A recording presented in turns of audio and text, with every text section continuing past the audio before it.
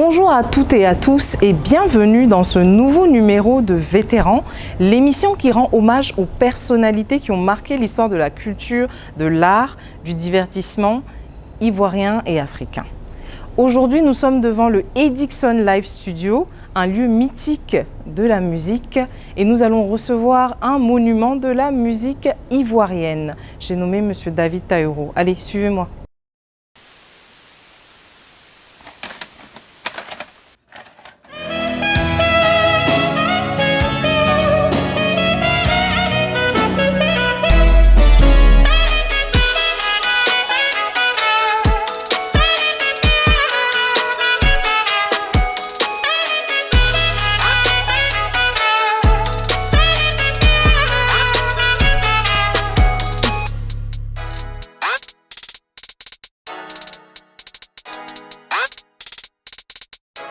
Bonjour Monsieur Taïro, merci d'avoir accepté notre invitation. Bonjour. On est ravis de vous retrouver dans ce nouveau numéro de Vétérans. Nous sommes au Edixon Live Studio, un studio mythique. Ouais. Pourquoi ce choix? Parce que c'est un studio dans lequel j'ai l'habitude de travailler. Voilà, comme j'aime la qualité au niveau du son, donc très souvent on est ici pour préparer des choses bien faites. Et c'est un studio aux normes internationales, donc voilà, on n'hésite pas à venir travailler. Ça appartient à un ami, Stéphane Diemou, avec qui on a bourlingué dans le temps, qui est aussi musicien, donc voilà. Je m'y sens bien, c'est pour ça que je vous ai emmené ici pour faire cette émission. C'est super. Et on ne sort pas du cadre de la musique, justement. Comment est-ce que votre amour pour la musique a débuté? Waouh. Alors, je dirais que je suis tombé dedans. Comme dirait la pub. Je suis tombé dedans très tôt. Je pense que le talent, on est avec.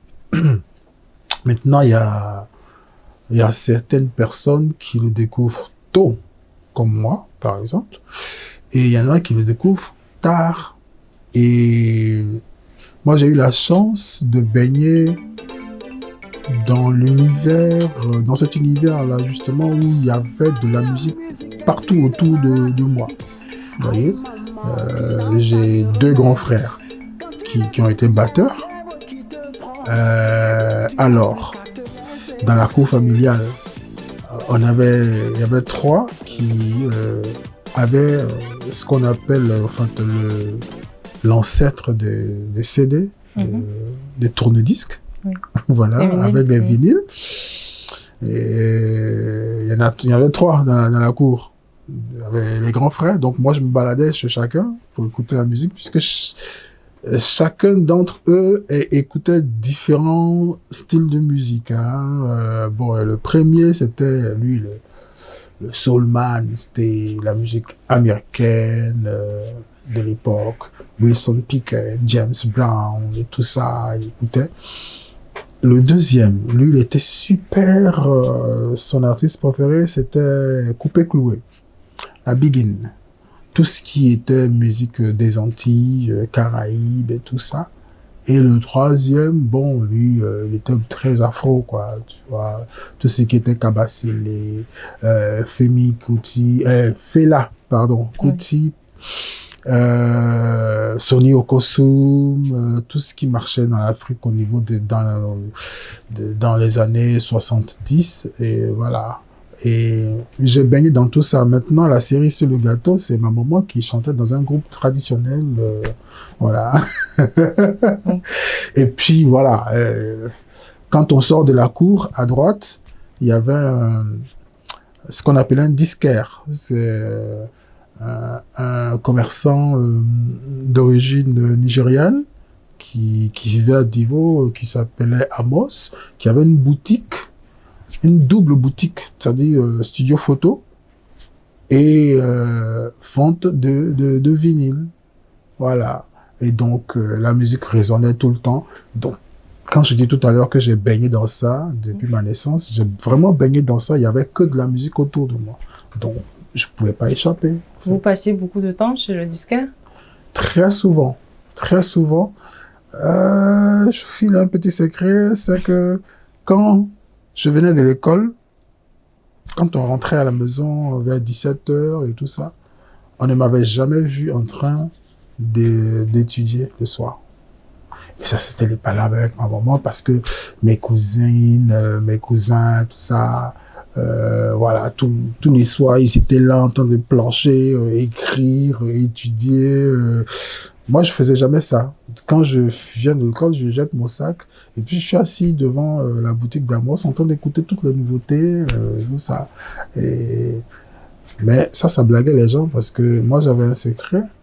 C'est qu'en classe, je faisais tout pour tout retenir. En fait, parce que j'avais une faculté à l'époque de retenir très, très vite ce qu'on me disait. Et donc, ce qui faisait que, contrairement à ceux qui ne comprenaient pas les leçons en classe, moi, j'avais déjà tout gobé. Donc, quand j'arrive à la maison, si on me voyait avec un bic et un cahier, c'est que j'étais en train de me mettre à jour. C'est un truc que j'ai pas eu le temps de copier. Donc, voilà. Donc, je passais vraiment tout mon temps dans la musique. Et tous ceux qui m'ont connu adolescent sont pas étonnés que je sois devenu David Taillero aujourd'hui, que je fasse ce métier. C'est-à-dire, je serais assis dans un bureau quelque part en train d'être fonctionnaire ou bien être je sais pas quoi. Là, ça les aurait étonnés. Mais c'est pas possible, ce mec-là, toi, on te voyait pas assis dans un bureau en train de, voilà. J'étais prédestiné à ça et j'ai saisi la perche dès qu'il y a eu l'occasion de pratiquer ce métier parce que c'est ce que j'ai toujours eu envie de faire. Voilà.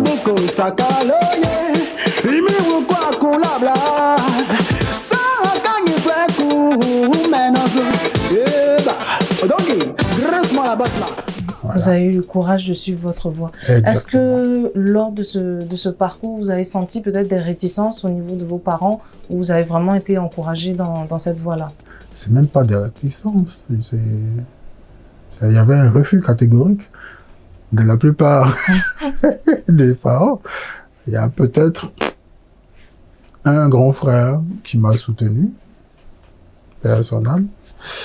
C'était le seul qui m'a soutenu parce que je rappelle que je suis le dernier de la famille. Le dernier.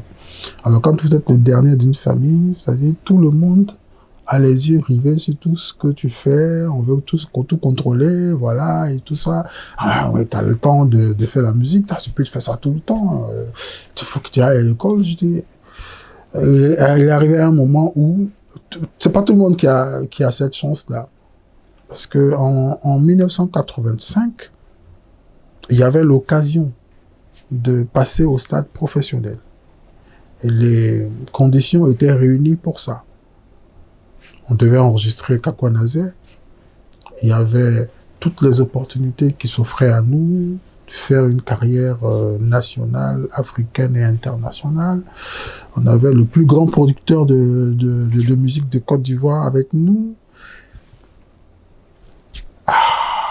Donc j'ai regardé les études, j'ai regardé ce qui m'attendait devant. Le choix était vite fait, quoi. Et d'ailleurs, comment s'est fait cette rencontre justement avec le producteur et comment est-ce que ça a découlé sur justement la création de ce tube qu'est Kakouanaze? Ah, tout est parti dans une affaire d'amusement de vacances. Hein. Voilà. Parce que moi, tout le temps, à la maison, j'embêtais tout le monde. C'était la musique à tue-tête dans ma chambre. Voilà. J'avais un gros poste à cassette. Chez Amos, je me faisais enregistrer toutes les cassettes. Je bossais toutes les chansons qui étaient à la mode, tout ça. Et c'était la musique tout le temps. Alors, pendant les vacances 1984, parce qu'il faut dire qu'à chaque vacances, je venais les passer chez mon grand frère ici à Abidjan. Donc, pendant les vacances 84, j'ai un autre grand frère qui m'a dit, hey, au lieu d'aller embêter les gens tout le temps à Abidjan là-bas dans la chambre en train de jouer la musique, boum, boum, boum, il paraît qu'il y a un orchestre qui va être créé à Divoula. Donc, tu vas t'inscrire, peut-être que ça va t'occuper. Je dis, bah, pourquoi pas? Bah, cette année, je n'irai pas à Abidjan, c'est pas grave. Voilà. Et puis bon, je vais à l'inscription, c'est passé à la mairie. Donc, je vais à la mairie et il y avait du monde qui était venu s'inscrire. Je dis, oh, ok, d'accord. Donc, on était une bonne trentaine là, de jeunes gens. Il y avait aussi des gars qui jouaient déjà des instruments et tout ça, et tout. Et donc, on dit, bon, c'est qui le responsable? Bon, on voit un gars avec les... habillé, bon, il avait porté un t-shirt, un bas de sous-vêtement avec une Stan Smith, tout ça, les gars d'Abidjan, quoi. Ouais, à l'époque.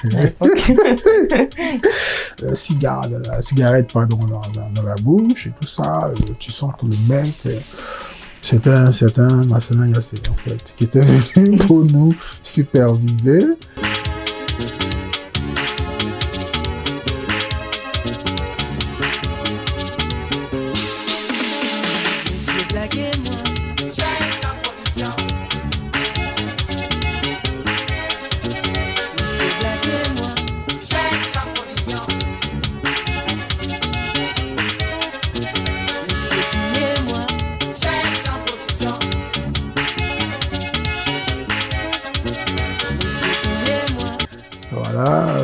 Voilà, il rigolait pas du tout. Hein. Bon. Il y avait une voiture qu'on on appelait communément les bâchés. Voilà, à l'époque, on nous a tous entassés dedans. La bâchée a fait 2 voyages. On est allé dans le domaine du maire de Divo, qui s'appelait Cognan Kodjo, qui en fait était le père de Monsieur François Cognan. Voilà. Donc, le maire de Divo avait un domaine à 3 km de la ville. Donc, on est tous allés là-bas. Donc, c'est là-bas que s'est passée l'audition, en fait. Et Marcelin s'est présenté. Vous voyez, bonjour, je m'appelle Marcelin Yassé. Je suis venu pour former l'orchestre qui va participer à une compétition intercommunale qu'on appelait à l'époque Vacances Culture. Alors, Vacances Culture, c'est une compétition culturelle et chaque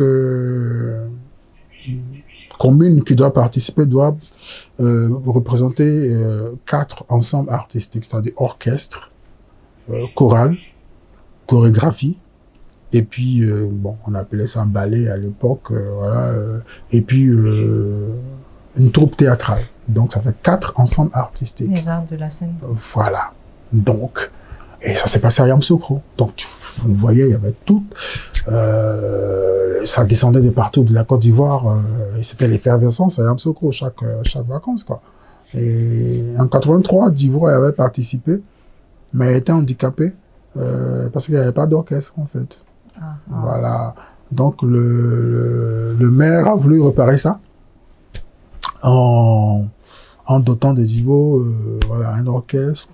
Donc, il demande conseil à son fils. Ah oui, je vais acheter du matériel parce que cette année, on va participer avec l'ensemble artistique au complet, tout ça. Et donc, voilà, son fils lui conseille quelqu'un. Il achète du matériel et puis il prend Marcelin qui était son bon petit. Il dit, bon, ok, va former les gars pour participer à Vacances Culture. Donc, c'est comme ça que nous, on se retrouve en face de Marcelin pour faire l'audition. Donc, on est là. Ouais, les gens, les guitaristes, celui qui a une guitare acoustique se met à côté, commence à répéter parce que Marcelin va te demander de jouer un morceau pour voir comment est-ce que tu fais. Bon.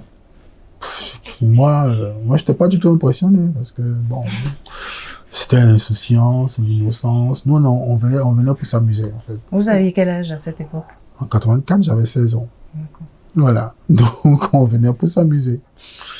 Et je pense que c'est ça qui a fait que les choses sont passées le plus facilement possible parce qu'il n'y avait pas de stress. On venait juste, si ça n'a pas marché, je retourne à la maison.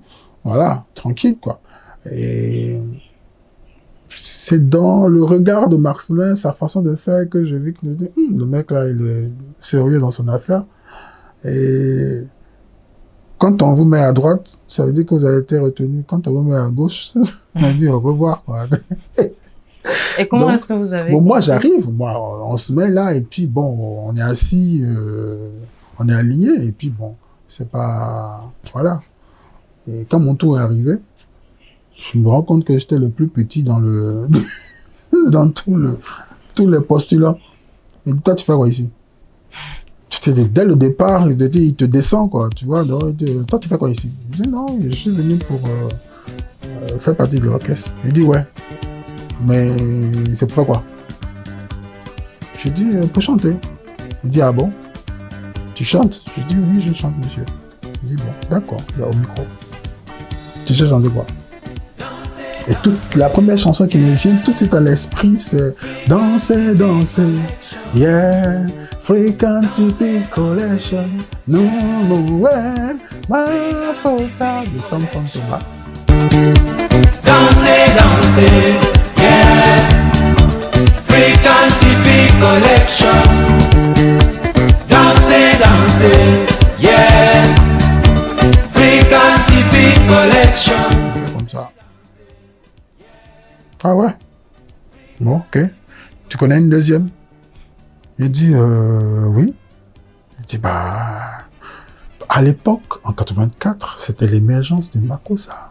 Et donc, le Makossa avait, entre griffes, colonisé toute la Côte d'Ivoire. Donc, il y avait que ça, ce genre de... Il dit, mais tu connais une deuxième chanson dans ce style-là? Je dis, oui. Il dit, laquelle? Et je chante... J'avais senti dans son comportement qu'il ne voulait pas d'enfant, en fait. Parce que lui, il est venu en mission, il est venu faire quelque chose de sérieux. Donc, il voulait pas de gamins. Donc, il faisait tout pour me... rejeter. Me bloquer, quoi, quelque part. Et moi, j'étais... Non, moi... ça passe pas comme ça. Hein. Et puis, il me dit, bon, ok, on passe au piano. Donc, il passe au piano... Il me donne une note. Et puis après, il plaque un accord. Il me dit de trouver la note qu'il m'a donnée au départ. Je lui sors ça. Il me fait ça 2 fois. Je lui sors la note. Il me dit, bon, ok, d'accord. Mais je vais passer à droite. Donc, c'est comme ça que j'ai été retenu. Et puis, bon, on a formé l'orchestre. Et... on est allé compétir, on a gagné en individuel et on a gagné en ensemble, l'ensemble artistique. Donc c'est comme ça que quand on est revenu à Divo après la compétition, le maire a dit, il était tellement content, on a organisé une grosse fête dans la ville, on a joué, on a interprété des morceaux qui marchaient à l'époque en 84, toute la ville était contente, tout. Et puis après, il nous a reçus, il nous a dit, bon les enfants, ce qui s'est passé là, vous m'avez tellement honoré. Je ne veux pas que ce soit juste un orchestre de vacances comme ça, mais que ce soit un orchestre qui reste.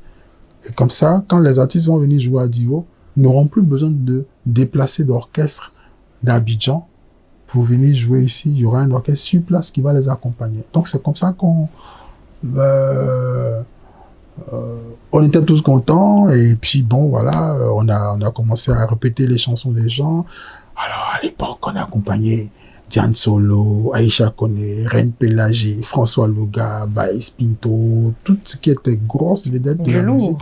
Voilà, oui. Quand ils venaient à Divo, c'est nous qui les accompagnions. Et même on venait nous chercher à Divo pour les accompagner à Daloa, à Gagnoa, on faisait comme ça. Et à l'époque, il n'y avait pas beaucoup d'orchestres d'interprétation ou d'accompagnement d'artistes. Il y avait l'orchestre, l'ORTI, il y avait les Mères Wessel, et il y avait un autre groupe dont je me souviens plus, mais il n'y en avait pas beaucoup. Donc, à un moment, on a commencé à être très utilisé pour ça. Mais je pense que ça a été la période d'apprentissage de ce métier de scène.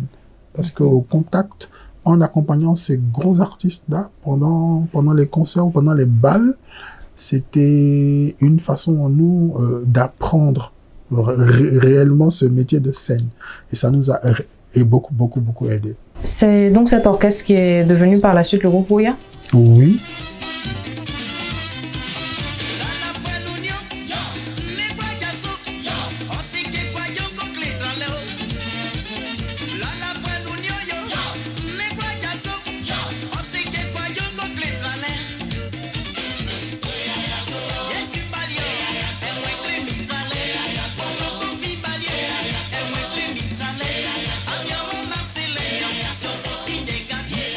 Mais à un moment, il a été démembré parce que au sein du groupe, il y avait beaucoup d'élèves.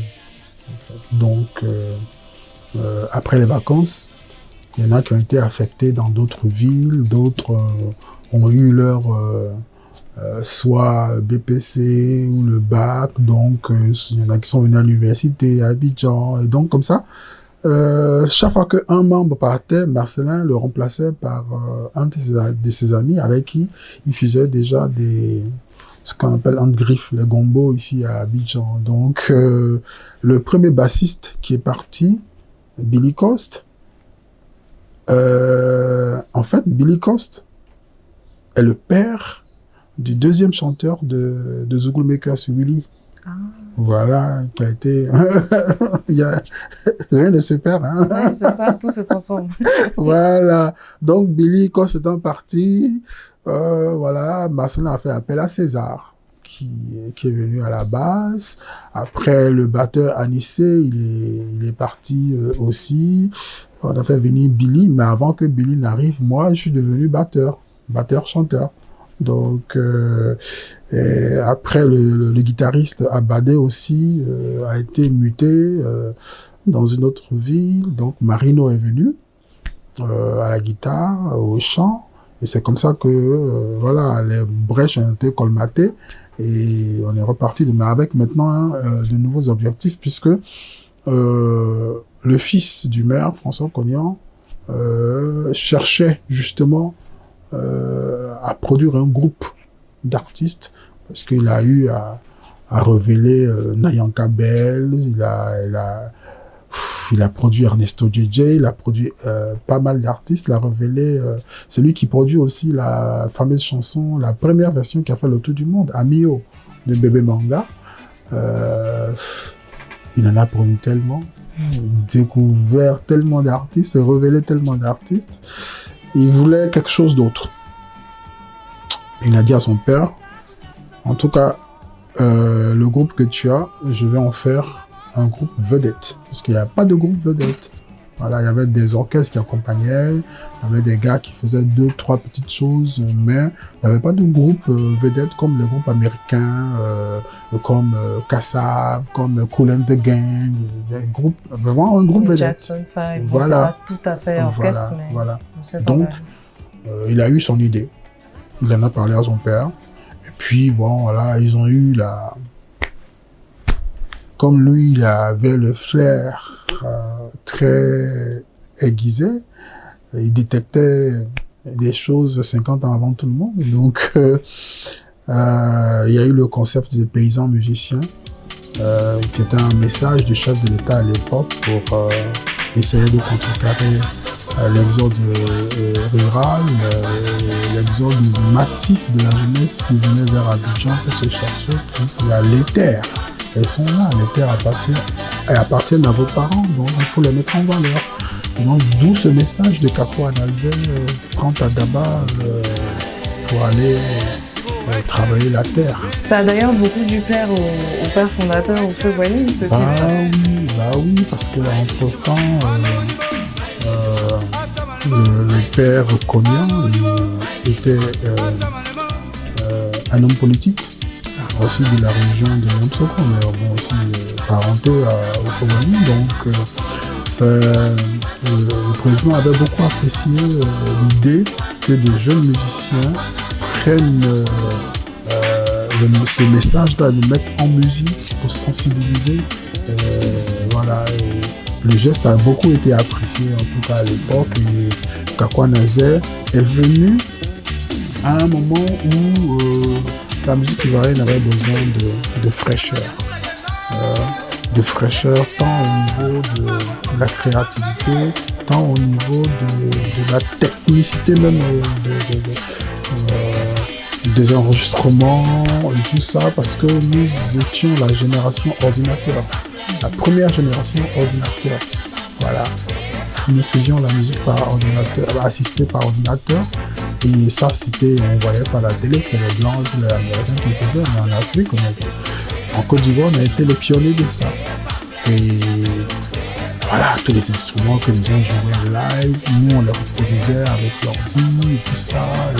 C'était vraiment nouveau en Côte d'Ivoire. Les arrangements que nous avons apportés, il y a eu vraiment beaucoup de fraîcheur. Donc Woya a été le déclic de la nouvelle musique urbaine ivoirienne et ça réjaillit sur tout ce que c'est vrai aujourd'hui. Vous voyez. À l'époque Woya, est-ce que vous étiez déjà du côté ingénierie du son, arrangeur? Moi, personnellement, bien... Oui, vous, personnellement, moi, déjà à cette époque. non, moi, bon, le gars qui maîtrisait le plus ça, c'était Marcelin. Donc, qui nous a appris, parce qu'on n'était pas juste des chanteurs, parce que quand tu étais chanteur, tu étais capable de jouer un ou deux instruments, tu étais capable de prendre du son, tu étais capable de faire autre chose que prendre le micro et chanter. Ça, c'était l'objectif de Monsieur François Cognan, c'est de former des musiciens complets, en fait. Voilà. Et donc, ça nous a beaucoup aidé.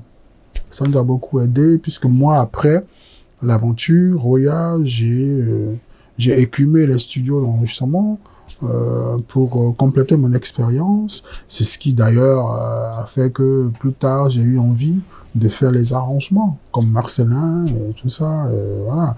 Donc, l'objectif, c'était de former des musiciens complets, voilà. Et même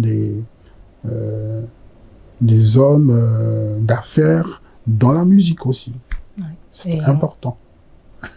Non, j'ai plus besoin de déduire parce que je sais maintenant, vous êtes donc multi-instrumentiste. Quels sont les instruments que vous maîtrisez? Oh, maîtriser, c'est trop dire. Le premier instrument que je joue, déjà, c'est la batterie. Parce que j'ai été formé pour ça. Et j'ai été batteur du groupe à l'époque, batteur-chanteur. Et maintenant, pour les besoins de la scène, je gratte un peu de guitare. Et puis, pour les besoins des arrangements, comme aujourd'hui, la musique se fait par ordinateur assisté, on a forcément besoin d'un clavier maître, de piano.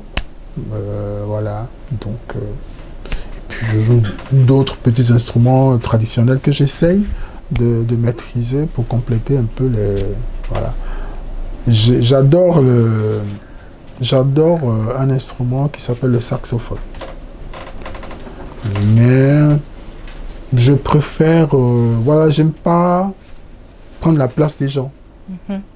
Voilà, je sais que je ne serai pas un bon saxophoniste, donc... voilà, il y a aussi le violon que j'adore parce que je fais beaucoup de choses avec beaucoup d'émotions. Donc le violon étant un instrument qui met beaucoup d'émotions dans les musiques où il intervient et j'adore cet instrument-là. Donc toutes mes musiques généralement que je fais, il y a un saxophone, il y a le violon, voilà. Et c'est un peu ça aussi la patte David Taïro, vous avez su vous trouver une identité musicale. Exactement. Alors pour revenir aux années Woya, qu'est-ce que ça fait d'avoir un tube à peine 16 ans? Comme je l'ai dit, hein, c'est l'insouciance. Moi, particulièrement, ça me... J'étais pas... Moi, j'étais là pour m'amuser, en fait. Et le regard? Un gamin de 16 ans, voilà, qui passe à la télé. Mais le truc, c'est que je suis resté les pieds sur terre. Ça, je le dois à ma mère, je le dois au boss François Cognan qui nous tapait sur les doigts quand il y avait un petit dérapage. Il nous disait tout le temps, la star, c'est le groupe. La star, c'est pas Marcelin, c'est pas César, c'est pas Marino, ce n'est ni toi, ni Tiane, c'est personne. La star, c'est le groupe. Donc, il ne faut pas que quelqu'un se prenne pour une star ici. Vous n'êtes rien. C'est le groupe. La star, moi, ma star, c'est le groupe. Donc, nous, dans cet ensemble-là, on était des gens normaux, quoi. Vous voyez, donc, moi, je me levais le matin, parce qu'on vivait tous au domaine du maire. Donc, quand il y avait quartier libre comme ça, moi, je prends mon taxi, je viens à la maison, je rejoins mes copains, on va jouer au ballon. Hein. Moi, j'ai pas de souci. Non. Je me baladais à pied avec mes cousins, mes cousines, tout ça, mes amis. Starmania, c'était pas mon truc. Et c'est ça que j'ai gardé jusqu'à aujourd'hui. Ça, je l'ai gardé jusqu'à aujourd'hui. Je suis vraiment le mec anti-star, anti-bling-bling. C'est pas mon truc, c'est pas mon monde. Voilà. Je n'aime pas paraître pour celui que je ne suis pas. C'est pour ça que je reste authentique dans tout ce que je fais. Je reste moi-même. Et ça, c'est très important de pouvoir garder la tête froide quand il y a le succès. Et ça, on nous l'a appris. Depuis 16 ans, on m'a appris ça. Donc, c'est très important. Ce n'est pas le cas des enfants aujourd'hui qui pètent un câble dès qu'il y a le succès. Mais après, il faut préparer le revers de la médaille parce que tout ne marche pas. La vie n'est pas linéaire. Et surtout, le métier d'artiste, il n'est pas linéaire. Il y a des moments où on est au creux de la vague. Ça peut ne pas marcher. Pourtant, on fait des œuvres super bien, mais qui n'ont pas le même destin que d'autres. Donc, on se retrouve avec le revers de la médaille et ils ne sont pas préparés à ça. Vous voyez que souvent, vous avez entendu que tel artiste s'est suicidé ou bien il a fait une connerie, il a fait ceci, il a fait cela. Il a plongé, il a la dépression parce qu'il ne comprend pas ce qui lui arrive. Mais tout ça, nous, on nous a préparés à ça. On nous a dit que quand on entame un projet, il faut peser le pour et le contre. Ça marche. Olé. Si ça ne marche pas, on fait comment? C'est ça. Aujourd'hui, on devient star en 2 clics d'ordinateur. Mais quand ça marche, c'est bien. Ouais. Mais quand tu dégringoles, après, il faut gérer ce côté-là. On n'a pas appris à gérer ça. C'est le problème aujourd'hui de la nouvelle génération, ça part trop vite. On n'est pas préparé au revers de la médaille. Bref, ça c'était un petit... un partage d'expérience. Ouais, voilà, un partage d'expérience. Pour rebondir un peu sur ce que vous avez dit par rapport justement au revers de la médaille et à la performance par exemple d'un album qui n'aurait pas marché tout à fait comme vous auriez aimé, etc. Est-ce qu'il y a un titre de votre répertoire, qui soit connu ou non, que vous affectionnez particulièrement, mais qui n'a pas eu le succès escompté? Miziki, mon premier album solo, que je sors en 91, il n'a pas du tout marché. Chaque fois, aujourd'hui j'en rigole avec mon producteur qui dit « Ah boss, tu as perdu l'argent hein? » On pouffe de rire. Il dit « Oui, c'est vrai, j'avais investi près de 3 millions en 91 quand même pour ça. C'est de l'argent qu'il aurait pu mettre quelque part, qui aurait pu lui rapporter des sous. Mais c'est un monsieur que il n'aime pas ça. Je passe tout mon temps à le remercier parce que moi, quand je quitte Woya, en 88, je trime pendant 3 ans. Je cherche des producteurs. Je n'en trouve pas. Je dis, mais c'est pas normal. Attends, je suis quand même le chanteur de Woya. Tout le monde a... Attends, écoute, normalement, les producteurs, je dois claquer les doigts comme ça, et puis je dois avoir un producteur tout de suite. Mais c'est ça le revers de la médaille. Hein? Quand tu n'es plus sur le piédestal, tu tombes dans la réalité. Est-ce que vous pensez qu'il y a des portes qui vous ont été fermées à partir du moment où vous avez quitté le groupe? Non, mais la vie est comme ça. Tant que vous êtes sur le piédestal, tout vous est apporté sur un plateau d'or. Mais descendez de là, tu vas voir. Moi, j'ai vu ça. J'ai vu ça quand on était dans Woya. Voilà, on obtenait tout. C'était des coups de fil. Tout venait à nous. Ils m'ont dit, tu n'es plus dans le groupe. On est un peu curieux. Nous venait à vous, c'est-à-dire tout. Tout ce qu'on voulait. Voilà. Professionnellement parlant, tout, voilà. C'était plus facile d'avoir certaines choses qu'on voulait. Maintenant, patatras. Tu n'es plus dans le groupe. Voilà, tu deviens Taïro Edson David, le personnage lambda. Il faut réapprendre. Et c'est là que tu te souviens qu'on te disait, si ça ne marche pas, tu fais comment? Voilà. Donc moi j'ai pris mon courage à deux mains. Je suis allé écumer les studios d'enregistrement pour être musicien de studio, choriste, ou faire des percussions. J'ai même fait des chœurs sur des albums, dont un album de Ismaël Isaac, Raman à l'époque. J'ai fait les chœurs là-dessus avec Ami Bamba, avec Angéline Kofi et tout ça. J'ai même accompagné sur scène en 88 comme choriste à Dakar, Monique Seka. Je me souviens de tout ça. Pourtant, on était, voilà, c'était Woya, il y avait Monique Seka, tu vois. Donc, il y a des choses comme ça. Mais moi, j'ai fait exprès. J'ai fait exprès de retourner, réapprendre le métier, compléter mon expérience et tout ça. Hein? Et ça m'a beaucoup servi. Et pour en revenir à mon premier échec, qui était mon premier album solo, de musique, Monsieur Saïbou, que je nomme ici, je le remercierai toujours, puisque c'est grâce à lui aujourd'hui que j'ai le nom David Taïro. Avant, c'était le chanteur de Woya, je n'avais pas de nom. L'étiquette, c'était le chanteur de Woya, mais il n'y avait pas de nom dessus. Donc, monsieur, en acceptant de me produire, en acceptant de produire mon premier album, me donne la possibilité d'avoir ma carte d'identité artistique. Ça va être un nom d'artiste qui est David Taïro. Et ça, je ne le remercierai jamais assez pour ça.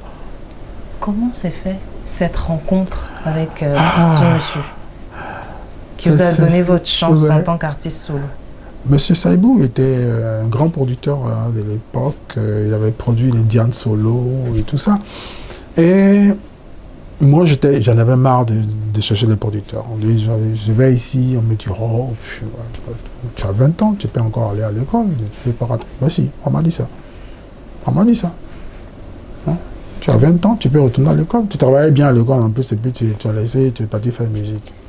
Je dis, moi, c'est ça que j'ai envie de faire. Je veux devenir un grand musicien. On dit, oh, voilà, on vous a prévenu, parce que la musique là, c'est pas quelque chose de... Je dis, moi, c'est pas mon problème, c'est ce que je veux faire. Donc, j'ai essuyé des échecs au niveau des négociations pour avoir un producteur. Je suis passé un peu partout. Et j'étais un peu découragé.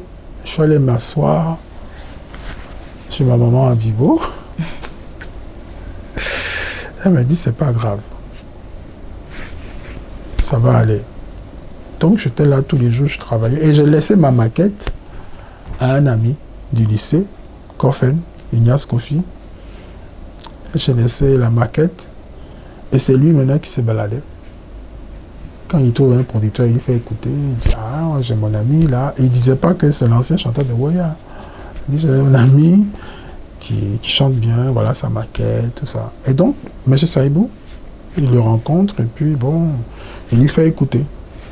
Le monsieur, il écoute une seule chanson de la maquette et décide de me produire. Donc un matin, Kofen m'appelle à 7 h du matin. Non, il m'appelait la veille, le soir. Il dit, ah, bon, demain matin, tu prends le premier car à 5 h du matin, à 7 h, je t'attends à la gare, il y a un producteur. Je dis, tu dis quoi? Donc le matin, premier car à 5 h, Divo, Abidjan, paf, à 7 h, je suis à Abidjan. Il vient me chercher à la gare, on va chez on prend un petit déjeuner d'abord, on a un rendez-vous à 9 h. Bon, on rencontre M. Saïbou, il dit, ouais, effectivement, j'ai écouté, j'aime bien ce que tu fais, tout. C'est là maintenant qu'on lui dit, ouais, c'est l'ancien chanteur de Woya, celui qui portait le casque, le nain. Il dit, ah, d'accord, ok. Et comme ça, voilà, il décide de me produire. Et cet album, c'était mon premier. Et donc, l'erreur de jeunesse que je fais dans la réalisation de cet album, c'est-à-dire que je mets toutes mes influences personnelles, boum, devant. C'est-à-dire que j'ai tellement envie de prouver, voilà. C'est...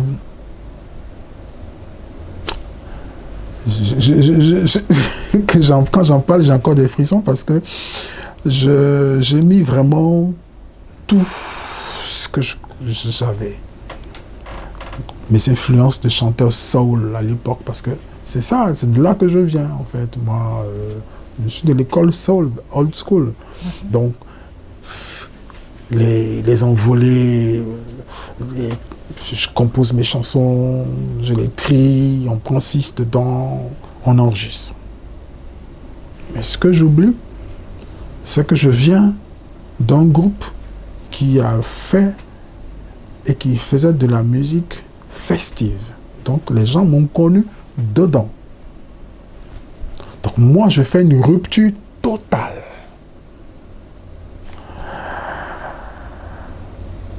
C'était une erreur de jeunesse que je venais de commettre.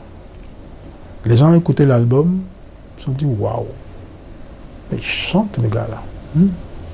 Et non, ça s'arrête là. Flop côté commercial. Mais les critiques étaient waouh. Les arrangements, les compositions, le chant, les envolées, les choses, la voix, tout était nickel. Mais le public, je n'avais pas fait un album pour le public en fait. Oui. En fait, Donc, ce décalage entre ce que le public attendait et ce que vous avez proposé n'a pas permis de faire en sorte que l'album rencontre le succès commercial qu'on espérait. Parce que je l'ai un peu trop personnalisé, cet album. C'était cette rage de m'exprimer, cette rage de m'imposer. Voilà, je voulais montrer ce que je savais faire. Mais j'ai oublié qu'il y a un public. Mais qu'il y a un public qui sait d'où je viens. Donc c'est... Je réfléchis, je mets 2 ans, je retourne encore à Divo. Dans l'épargne de ma mère. Toujours. Et elle me dit, c'est pas grave. C'est pas grave, faut recommencer. Ça va aller. Ma guitare, j'ai mes amis avec moi, on travaille. Donc je prends les conseils, je dis, mais dites-moi, qu'est-ce que vous me reprochez quoi même sur cet album-là? Il dit, on n'a rien à te reprocher. Hein. C'est un album qui est nickel. Mais tu as fait un album pour toi-même. Je dis, ça veut dire quoi? On dit, tu n'as pas fait ça pour nous. Parce que nous, ce qu'on aime là, c'est le chanteur de Royal qu'on aime. Je dis, ah, ok, d'accord. Donc je prends les conseils, je regarde, et puis je dis, bon, on va repartir. Donc je compose d'autres chansons, je prends des amis, musiciens, on écrit de nouvelles chansons, je fais composer d'autres chansons par d'autres artistes, des trucs comme ça, des gens avec qui j'ai le même feeling et tout ça. Et puis je reviens avec quelqu'un à Abidjan, on enregistre. Aïe, la musique est une maladie. Aïe, maman, dont on n'a pas le remède. Boum. Gros succès. Il a dit, voilà, mais c'est ça là qu'on attendait depuis des tout. Et puis, voilà, j'ai fait vraiment la part des choses. J'ai fait ce que le public aime, mais tout en étant malin d'inclure mes propres influences aussi là-dedans. Donc j'ai fait un mélange, voilà, de ce que le public aime, de ce que j'aime. J'ai fait le juste milieu, je leur ai donné, c'est l'un des plus gros succès, hein. C'est devenu un classique de la musique ivoirienne. Et donc après ça, le succès n'a plus arrêté jusqu'à aujourd'hui. Donc j'ai fait des dizaines de tubes comme ça. Et c'est à la suite de ça que l'appétit venant en mangeant, j'ai eu l'envie de passer à autre chose, c'est-à-dire je sentais que j'avais des talents d'orchestration en fait, de faire de l'orchestration. Et voilà, le premier album, ce deuxième album, on a travaillé avec des amis, Abou Bass, Dongui, Jean-Paul Melenji, avec d'autres amis. On les a arrangés ensemble pratiquement. Et c'est après que j'ai poussé vraiment l'envie de faire de la réalisation. Et c'est ainsi que j'ai commencé à faire des arrangements. Je les ai essayés d'abord sur moi-même. Hein. Donc après, Voilà, à partir de 1994, j'arrange mon premier album. Le premier album en tant qu'arrangeur, pour quelqu'un. Et mon premier album que j'arrange, c'est un album de Zouk. Parce que moi-même, je suis un grand fan de Zouk. Donc voilà. Anti-douceur, moi, caresse senti d'un jeune Ivoirien qui s'appelle Anthony Delors. Donc c'est le premier album que j'arrange. Ça a eu un petit succès d'estime. C'était pas mal, en tout cas. Après, je me suis attaqué à du reggae, qui a eu un gros succès. C'était un gros succès de reggae en Côte d'Ivoire, Demi-frère de Annie Dié. Maintenant, les choses ont commencé à aller, et puis voilà, on a commencé à me regarder. C'est pas mal ce qu'il fait. Donc, les clients ont commencé à venir. Donc là, je réalisais le deuxième album des copines, parce que vous connaissez un Chério, non, ça c'est pas moi. C'est l'album qui a suivi que j'ai fait. Après, je fais les Ladies, après, je fais les Zouglounettes. Voilà, c'est comme ça que je rentre progressivement dans l'arrangement. Et puis, moi, tout explose à partir de 96, où je révèle Poussin Choc avec Assez Kotoko, je révèle Aboutourou, Les Enfants s'amusent, je révèle un groupe qui s'appelle Magic System, Papitou, le premier album. Et puis bon, voilà. On dit l'appétit venant en mangeant, voilà, voilà, j'ai commencé à tout dévorer sur mon passage, à faire des tubes avec ces artistes-là. Quelle est la collaboration qui vous a le plus marqué ou que vous avez le plus apprécié? Oh, il y en a beaucoup. Hein. Allez-y. Bon, il y en a beaucoup. C'est beaucoup plus la collaboration internationale. Une collaboration avec Youssou N'Dour qui m'a marqué parce que malgré son statut de star international, c'est le monsieur le plus simple que j'ai jamais vu. Le plus simple, vraiment, qui est... Il se laisse guider. C'est comme si tu avais affaire à un artiste débutant. C'est-à-dire que si tu as choisi pour faire son travail, c'est parce qu'il sait que tu connais ton travail. Donc, il te laisse faire. Et ça, j'ai apprécié ça beaucoup. L'humilité, j'ai vraiment apprécié ça chez lui parce qu'on est un peu pareil sur ce plan-là. J'ai aussi bossé avec Mokobe, dont j'ai réalisé son premier tube dans son album solo, c'est Dans la joie. Voilà. On connaît. Voilà. Donc il y a ça, et puis bon, d'autres personnes que j'ai rencontrées dans ma vie, Jacob Desvarieux, avec qui était mon parrain, qui était mon mentor, avec qui on a collaboré sur pas mal de choses. Il y a eu beaucoup de collaborations comme ça qui m'ont marqué. Je ne me souviens pas tout de suite de tout, mais bon, ce sont ceux qui me sont venus à l'esprit tout de suite. On a parlé collaboration. J'aurais aimé avoir un peu plus que vous nous parliez de votre processus créatif. Comment est-ce que vous fonctionnez pour créer, composer une chanson, l'adapter à un certain artiste? Il y a plusieurs sources. Hein. Il y a plusieurs sources. Déjà, pour travailler avec un artiste, ça dépend. Des fois, il y en a qui ont déjà fait des maquettes avec d'autres personnes. Donc, ils m'envoient la maquette, j'écoute. Et puis, si rien ne m'intéresse dans l'architecture musicale, je balaie, je garde que la voix, et donc je recrée autour. La deuxième possibilité, c'est que la personne me chante sa chanson, juste là, a cappella. Pendant qu'elle entend de chanter, il arrive aussi que je ne sente que la musique, ce que la personne entend de chanter ne me parle pas. Donc je dis, bon, propose-moi autre chose. On peut y aller 2, 3, 4, au bout peut-être de la 5 ou la 6e chanson qui peut me parler. Je dis, bon, celle-là, elle me parle. Ouais. Et puis quand c'est comme ça, voilà, on fait ce qu'on appelle la mise en boîte. C'est-à-dire, je trouve le rythme sur lequel après je trouve les accords au piano, et puis on enregistre la voix. Si on doit faire plusieurs chansons, on fait le même processus jusqu'à ce qu'on mette en boîte le nombre de chansons. Après, je décortique maintenant tout seul. Je m'enferme et puis je décortique. Et puis, quand je finis la première mouture, j'appelle maintenant les musiciens pour ensemble, on décortique, on commence à trouver les partitions de basse, de guitare, de piano, voilà. On commence à travailler là-dessus. Moi, j'aime travailler en groupe parce que ma carrière est née en groupe, en fait. Donc, j'aime pas m'asseoir tout seul et puis faire des choses. Je partage.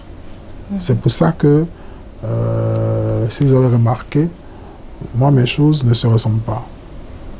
Voilà. Parce que je travaille toujours en groupe, je partage énormément mon travail avec d'autres personnes. Donc, j'ai toujours du sang neuf qui est injecté dans ce que je fais. Donc, c'est après, on appelle l'artiste. Bon, aujourd'hui, on a WhatsApp, hein, voilà. Donc, quand on finit, je lui envoie un bout, je dis, bon, écoute, puis dis-moi ce que tu penses. Ah, j'aime bien, mais j'aimerais que... Je dis, bon, ok, d'accord, fais-moi un mémo. Un mémo écrit, et puis moi, tu me dis, à telle minute, à tel truc, je veux que ça, je veux ci, je veux ça. Ou bien alors, si tu as du temps, tu viens. Puis on prend ton mémo, on dit, bon, et tu avais dit qu'à cet endroit, tu voulais quoi? Ça, tac, on change, on se met d'accord sur tous les virgules, les points, et puis bon, voilà. Et je termine mon arrangement et je donne à la personne. Voilà. Est-ce qu'il est arrivé qu'il y ait des fois où vous ne soyez pas tout à fait en accord avec justement les mémos? Ah oui. Comment est-ce que vous avez... Moi, il y a une chose qui est très importante. Je n'aime pas les réactions sur le coup de l'émotion après écoute. Pas plus tard que hier, non, il y a 3 jours, j'envoie une première mouture à un artiste. Il me répond à 30 minutes. Ah non, mais je préfère la version de la maquette. J'ai dit, jeune homme, je ne discute pas de ça avec toi pour le moment. On se reparle dans 72 heures. Si tu tiens le même langage, c'est que je n'ai pas raison. Pas plus tard que hier soir, je reçois le message. Il dit, ah le vieux, excuse-moi, j'ai bien écouté. Cette version-là, je la préfère. Je dis, ah. C'est toujours comme ça. À 98% du temps, c'est toujours comme ça. Je dis, une chanson, parce que le mec, il a eu l'habitude d'écouter sa maquette. Hein? Elle est là, elle est gravée là. Donc, dès qu'il reçoit autre chose que ce qu'il a eu l'habitude d'écouter, tout de suite, il ne percute pas parce que l'autre est encore là. Donc, je dis, je donne toujours 3 jours. Toujours. Je dis, on se parle dans 72 heures. Si tu as le même reproche, si tu as le même jugement, c'est qu'il y a un problème dans ce que j'ai fait. Et la plupart du temps, voilà. Mais il y a quelques rares personnes qui, voilà. Il y a une chanteuse en ce moment, je suis sur la 3e version de sa chanson, ça fait 6 mois que ça traîne, bon. Elle n'arrive pas à m'expliquer exactement ce qu'elle veut, mais bon, on est là-dessus. Ça mettra le temps que qu'il faut, on trouvera la solution. Parce que pour moi, faire 3 versions d'une même chanson et puis la personne n'est toujours pas satisfaite, peut-être que je ne suis pas fait pour arranger ce morceau. Et je lui ai dit, bon, moi je suis arrivé au bout de ce que je sais faire sur cette chanson. Peut-être la manière dont les choses sont en train d'aller, ça veut dire que c'est pas moi qui dois le faire. Donc il faudra peut-être donner ça à quelqu'un d'autre pour le faire. Sans rancune. Voilà. Il y a des choses comme ça.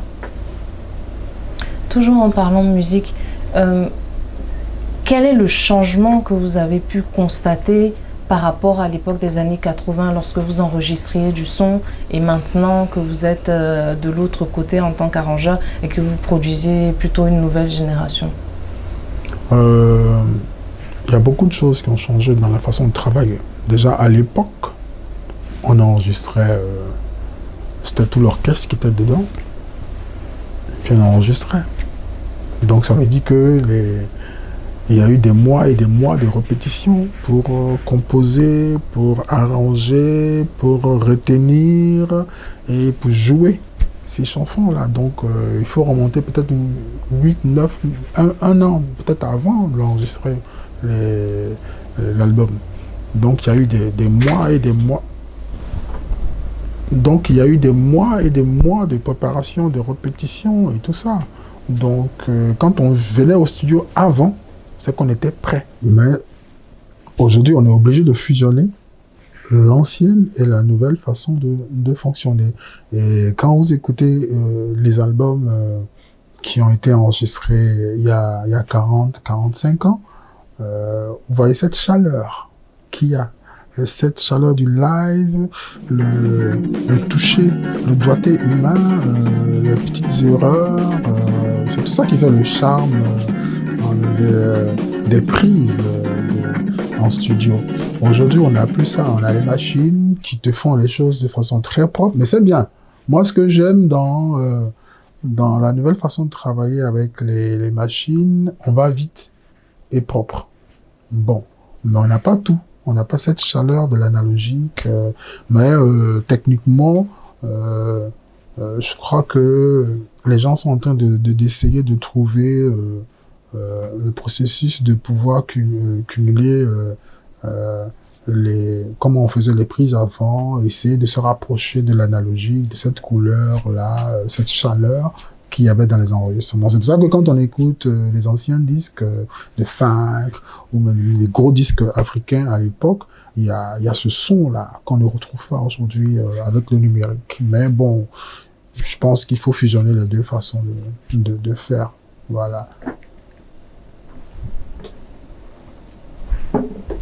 Alors, j'aimerais bien revenir sur ce que j'appelle vos exploits musicaux. Vous êtes le père du coupé décalé, on peut le dire ainsi. Vous avez vraiment popularisé le zouglou et le yusumba. Alors, est-ce que vous pouvez retracer un peu ces moments et comment est-ce que vous avez réussi à créer ou moderniser ces sonorités et qu'est-ce que ça représente pour vous justement? Ce sont des courants musicaux ivoiriens. Le zouglou, le yusumba sont de la même époque. Parce que le zouglou a été vulgarisé, était orchestré à partir de 91. Le yusumba est venu en 96 où je fais le premier album de Abotu Roots, qui sont les précurseurs. Et le yusumba, je suis beaucoup plus proche parce que ça vient de chez moi. Moi, j'ai un côté de la côtière. Ma mère vient de Grand Lao, donc voilà. Et celui qui crée le yusumba, c'est mon cousin, Brigues. C'est le père de tous, tous les Angel Papa et tout ça, c'est leur dieu. Et je suis un peu plus proche. Donc j'ai eu à orchestrer cette musique-là et la rendre moderne. Le zouglou, j'étais pas là au départ. J'ai pris en marche. Même si j'ai fait la chanson la plus connue au monde, du zouglou. Mais j'étais pas là au départ, c'était Olivier Blais et Koudou Akadas qui ont les premiers orchestré cette musique-là et ont rendu moderne. Voilà. Le coupé décalé, j'étais le premier à enregistrer, à mettre en musique ce mouvement-là. À partir de 2003, par là. Donc, d'avoir été dans tous ces mouvements musicaux, c'est une grosse fierté pour moi parce que j'ai contribué à ma manière à l'éclosion de la musique urbaine ivoirienne et ça me fait plaisir aujourd'hui de voir que le coupé décalé a 20 ans, le zouglou a plus de 30 ans, le yusumba a plus de 25 ans. C'était des mouvements au départ que les gens ne prenaient pas au sérieux. Voilà, quand je dis oh, c'est des choses faites de paille, mais faites de paille, ça ne dure pas 30 ans, ça ne dure pas 25, ça ne dure pas 20 ans. Donc, ça veut dire que c'était des choses sérieuses, qui ont été bien pensées, quoi. Donc, même si ce n'est plus la même chose, de génération en génération, ces musiques-là ont subi des transformations pour s'adapter au temps, aux générations, enfin au temps pardon, je m'embrouille un peu. C'est pas grave, on peut reprendre. Même si ces musiques-là ont subi des transformations par rapport à aux jeunes générations qui l'ont adapté à leurs influences, à leur vision, à leur façon de voir les choses, mais le zouglou, il reste le zouglou. Le coupé-décalé, malheureusement, les ténors du coupé-décalé aujourd'hui sont en train de faire autre chose comme musique. Ils sont beaucoup plus rentrés dans l'afrobeat. Les artistes coupé-décalé qui font de vrais coupé-décalé aujourd'hui, il y en a plus peut-être que un ou deux ou trois maximum. Tous les ténors sont devenus, ils ont changé de style de musique. Et ça, c'est dommage parce que ça peut provoquer la mort artistique du coupé-décalé. Et c'est dommage, il faut que les mecs se ressaisissent, quoi. Ouais. Et parce que l'héritage qu'on leur a laissé, il est tellement grand que je pense qu'ils ont des épaules trop fragiles, peut-être, pour supporter ça. Donc, ce qui fait que des grands ténors, je ne veux pas citer les noms, mais aujourd'hui, ne font plus du coupé-décalé pur. Vous voyez. Et donc, on me dira que oui, il faut ouvrir, mais ces artistes coupé-décalé, ils ont tellement ouvert qu'ils sont en train de perdre leur identité du coupé-décalé. C'est ça le drame. Même si la musique, elle se nourrit d'autres musiques pour pouvoir évoluer, il faut pas ouvrir au point de perdre son identité. Et c'est ce que le Zouglou a gardé. C'est ce que le Yusumba a gardé. Vous voyez? C'est très important, ce conseil que je donne aux jeunes gens du coupé-décalé. Il faut que les mecs se ressaisissent et qu'ils repartent et qu'ils réfléchissent et qu'ils se concentrent sur l'évolution qu'ils doivent donner à ce genre musical-là, parce que il faut dire que c'est la musique ivoirienne qui a fait le plus de vues à l'extérieur. Oui, parce qu'ils ont su faire le buzz, ils ont su vendre leur truc dans le monde entier. Vous voyez, le coupé-décalé, moi je dis toujours c'est une musique africaine d'origine ivoirienne.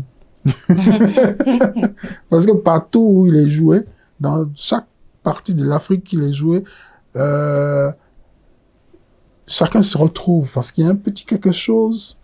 Hein? C'est comme nous, quand on le faisait au départ, les mecs du coupé-décalé, quand c'était sur des bribes, des boucles de Koffi Olomide, de Wenge ou de Extra, tout ça. Donc, on a gardé ce petit côté congolais au niveau des guitares.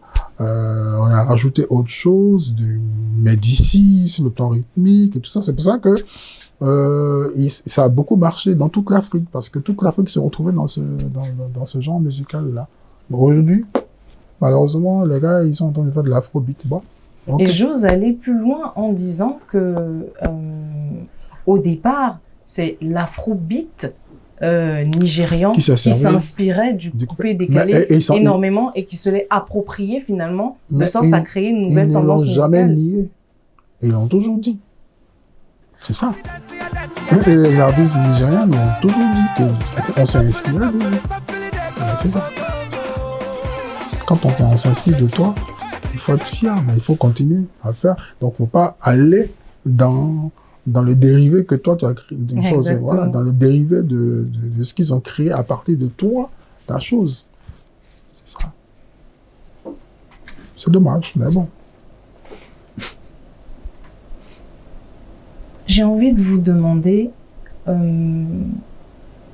selon vous, qu'est-ce qu'on pourrait mettre en place comme mesure pour permettre à la Côte d'Ivoire de garder son histoire culturelle et son héritage musical, afin que les jeunes générations puissent connaître toutes ces personnes que vous avez connues comme artistes, mais dont on ne parle pas assez souvent? C'est une question d'abord de culture générale de chacun de nous. Vous voyez. Nous, on a écouté les disques de nos parents. Vous avez écouté tout à l'heure, vous me disiez en off que vous avez écouté les disques de vos parents. Aujourd'hui, là, la nouvelle génération n'écoute pas les disques de leurs parents. J'ai participé à une émission avec un gars de la nouvelle génération où il y a eu un quiz. Son propre genre musical dans lequel il excelle. On met un morceau de Opipi, il sait pas ce que c'est. On lui met un truc de... Comment il s'appelle, qui a été tué là, le chanteur américain, Tupac, le gros tube de Tupac.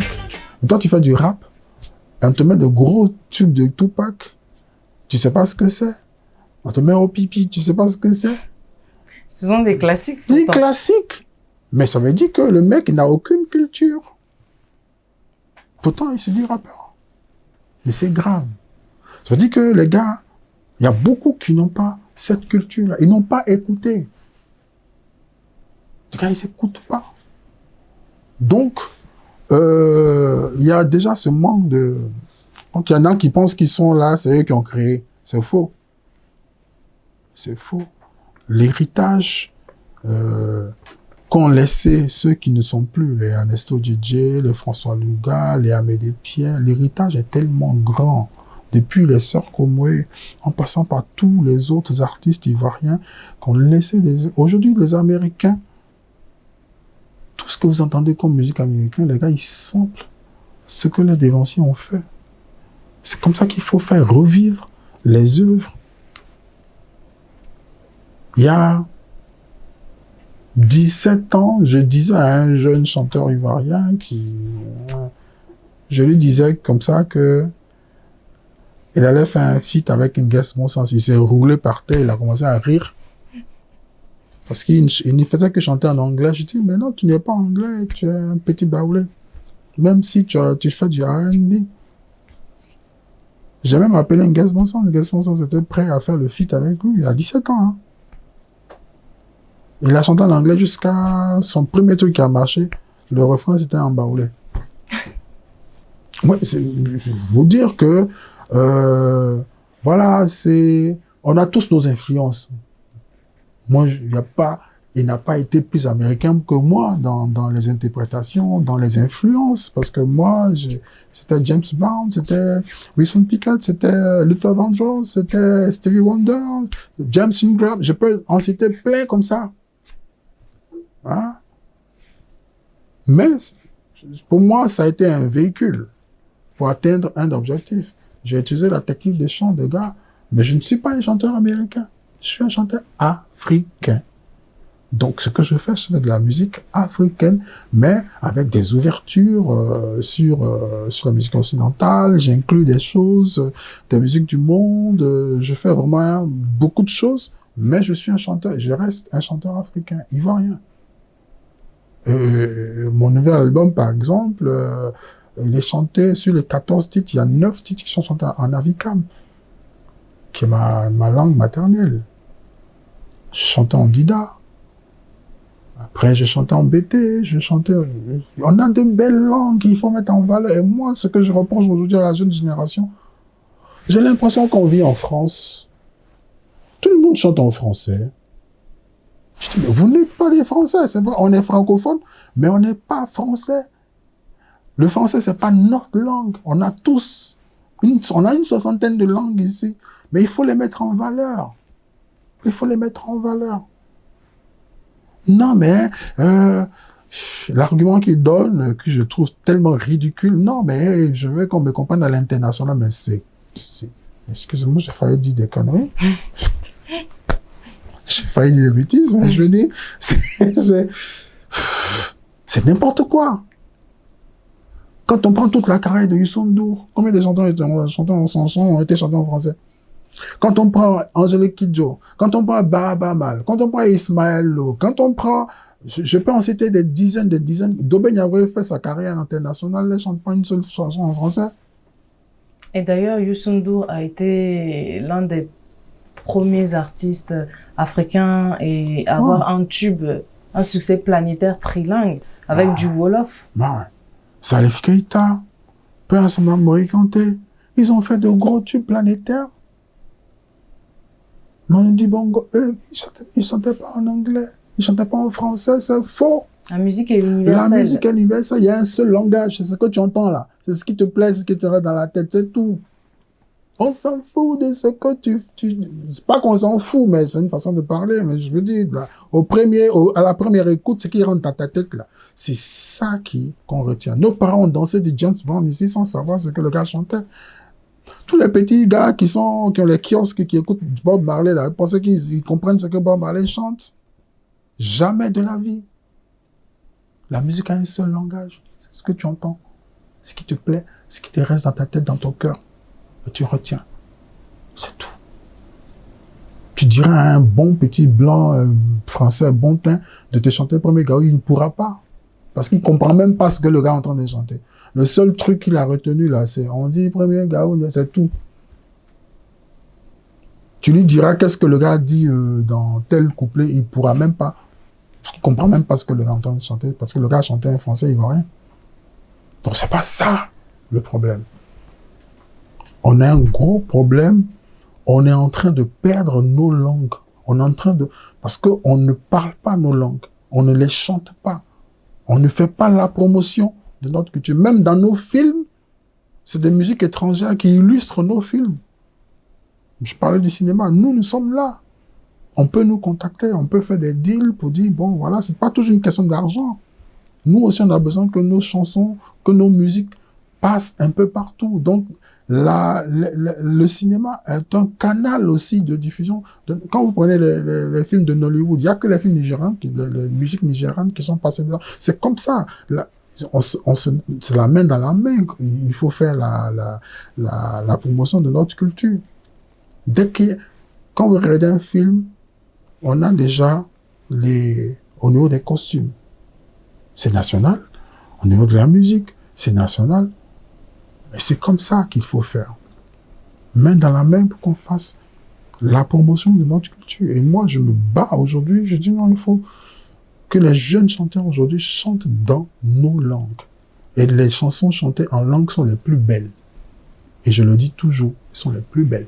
On va évoquer un côté, disons, un peu plus léger. On va parler de vous un peu plus personnellement. Alors, la première question qui me vient à l'esprit, vous l'avez sans doute déjà entendue plusieurs fois, mais elle est incontournable. Pourquoi est-ce qu'on vous appelle Totorino El Samouraï? Non, c'est Totorino, c'est un pan, et le samouraï, c'est un autre pan. C'est pas la même chose. Mais c'est parti de... C'est un artiste qui a collé les deux pour que ça fasse Totorino et le samouraï, en fait. Sinon, à l'origine, c'était Totorino le parrain. Ça m'a été donné par mon petit frère, le fils d'Alpha Blondy, à Ghana, avec qui je bossais très très souvent à l'époque. Et puis bon, il m'a comparé à Totorine, je n'aime pas trop cette comparaison-là, parce qu'à l'origine, Totorine, c'est un chef mafieux italien. Chef mafieux italien. J'aime pas trop l'origine du nom, mais c'était beaucoup plus la manière de contrôler mon clan de musiciens, voilà, qui a fait penser à ça, et voilà, quoi. Et bon, les artistes spottaient comme ça dans des chansons, moi, ça me plaisait, voilà. Et puis, le samouraï est venu plus tard. C'était en début des années 2000. À Paris, je faisais un album pour un jeune artiste ivoirien, Ben Chico. Donc, il était tellement content que dans la cabine, il y a une partie du morceau, l'ambiance, tout ça. Il dit, Edson, David, Taïro, un samouraï à Paris. Je dis, hey, mais qu'est-ce que tu racontes, hein? Et non, le vieux, faut pas couper, ça c'est mon spot. Et puis après, je crois, il y a plus tard, dans la même période, j'ai fait un album d'Aboutou Roots l'album Tito, je crois, où Angelo Papa a sorti Samouraï. Et puis, moi, c'est parti comme ça. Et puis, il y a un autre, là, lui, il a pris, il a collé les deux. Il a dit, Todorino et le Samouraï. Bon. Mais bon, ça me dérange pas, ça me plaît. Voilà. Après, il y a eu le tout dernier, c'est Igwe. Bon. Et ça continue. Ouais. Si vous pouviez vous décrire en 3 mots, ce serait quoi? À l'exception de producteur, chanteur, arrangeur. Un artiste qui adore son métier et qui le fait avec tout son cœur, toute son âme. Ah, c'est une phrase. Mais je prends. Alors, deux dernières questions, je pense. Je voulais évoquer avec vous, parce qu'on a senti que tout au long de votre carrière, vous avez tissé des amitiés fortes, des relations qui ont perduré. Alors, c'est Marcelin Yassé qui vous a découvert et qui vous a formé et permis d'entrer dans l'univers musical.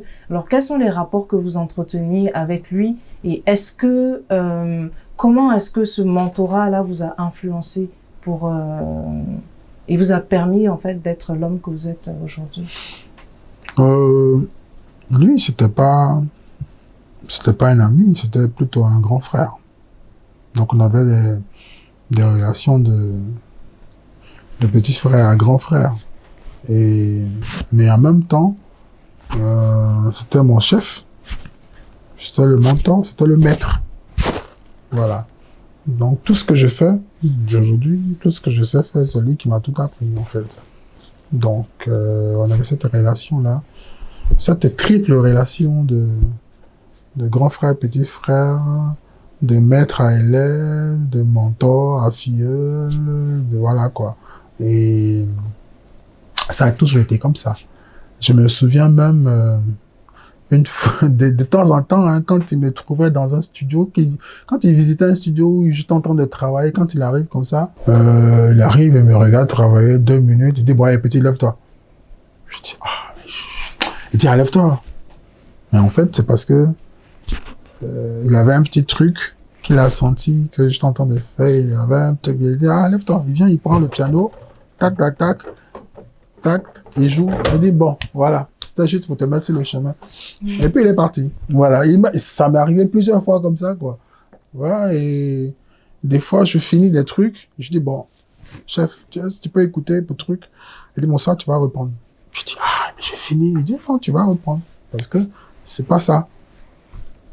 Et quand je reprenais, et effectivement, il avait raison, c'était pas ça. Quoi, tu vois.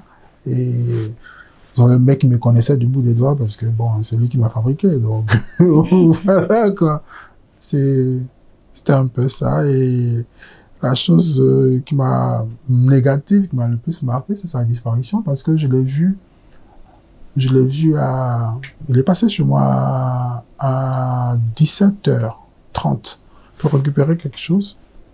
Et c'est la dernière fois que je le voyais parce que la même nuit, il a été tué. Ouais. Et ça reste gravé, quoi, de façon négative dans la mémoire. Ouais.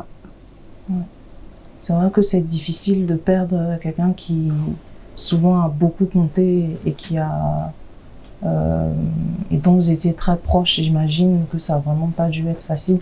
Mais ce qui doit être réconfortant d'une certaine manière, c'est de savoir que vous étiez toujours en très bons termes et ainsi ça peut permettre de mieux accepter ce qui a été ensuite. Ouais. Alors ma toute dernière question, on a fini, je vous promets. Ma dernière question, c'est qu'est-ce que vous aimeriez que le monde retienne de vous? Alors, ce que j'aimerais qu'on retienne, c'est un musicien qui fait son métier avec beaucoup de passion, beaucoup d'amour et beaucoup de plaisir aussi parce que c'est ce qu'il a toujours rêvé de faire. c'est ce qu'il sait faire. C'est 10 doigts. Parce que la musique, c'est ma passion, c'est mon passe-temps. Et en même temps, c'est mon travail. Et je tout le temps, comme ça, pour rigoler, dans certaines interviews, je dis, c'est le plus beau métier du monde parce que on te paye pour que tu t'amuses. Ouais. Voilà. Merci beaucoup, Monsieur David Taïrou. Je vous en prie. On a une dernière surprise. Alors aujourd'hui, c'est vrai que on fait une émission pour vous interviewer et en apprendre plus sur votre carrière, mais c'était aussi l'occasion pour nous de vous remercier pour votre contribution à toute l'histoire culturelle et musicale ivoirienne. Et ce qu'on avait souhaité faire, c'est vous remettre un award. Oh. Voilà.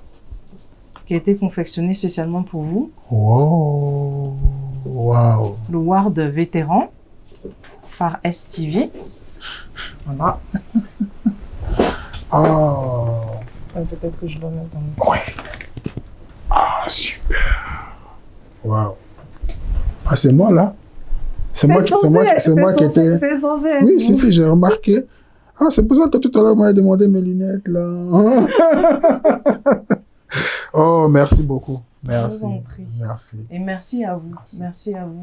Et on espère que vous ferez encore plus de chansons pour nous permettre de toujours continuer d'écouter votre musique. Merci. En tout cas, merci. Je vous remercie toute la jeune équipe.